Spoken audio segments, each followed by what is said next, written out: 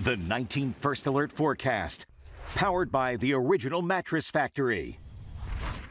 All right, well, it is time for another check of the weather. Andy Chillian joining us now. And Andy, it's a little warm out there right now, but that is not going to last long. That's the thing. Eventually, we'll see the colder air catch up to us. And so as we head through this week and get ready for temperatures to start dropping and feeling a lot more seasonable for this time of year, something we haven't seen the past few days. So overall, that's what we're looking at for today. Still, temperatures have actually been ranging into the 40s. We'll see the opportunity still for a bit of drizzle out there, fog and mist in spots, maybe an isolated shower, but for the most part, not much to actually accumulate in a rain gauge. Now, some of our southern areas are actually in the 50s. Those will begin to fall, and we'll be feeling right around 40 degrees for all of us tomorrow. Be mindful of fog. Could be dense in spots to start the day tomorrow. In fact, I wouldn't be surprised if our Saturday really is what we saw yesterday, which is dry through much of the day, maybe occasional drizzle here or there, but then rain moves in overnight, and on Sunday, that rain begins to change over to snow as temperatures begin falling through the 30s. That colder air will catch up to us, but because we're starting warm and going to cold,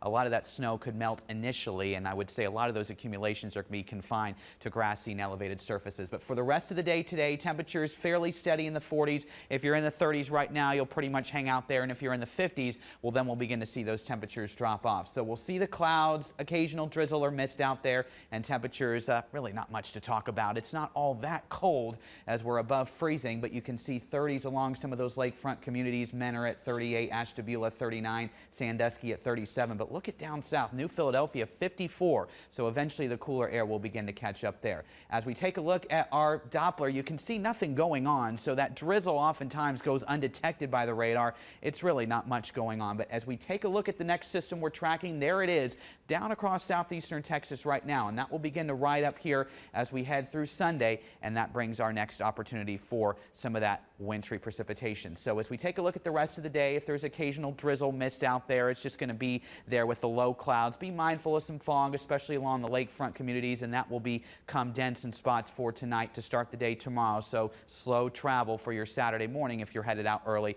Tomorrow looking dry through much of the day, and then you can see after sunset tomorrow, we see those showers coming in. We'll have rain that will eventually change over to snow. As you can see, the colder air catching up by Sunday. This is the morning and into the afternoon, but a lot of this has the potential to melt with temperatures initially a bit too warm, and then we will eventually see some lake effect enhancement as we head into Monday as well. So right now, early call, best chance of an accumulation 1 to 3 inches will be near the lakefront areas, lesser down to the south. And of course, you can join us on First Alert Focus tonight at 7:30 on the CW, when we'll be breaking down all the latest on that forecast. But over the next 7 days, colder air moving in for the second half of the weekend. We'll hang out in the 30s next week as we see things drying out by the middle of next week.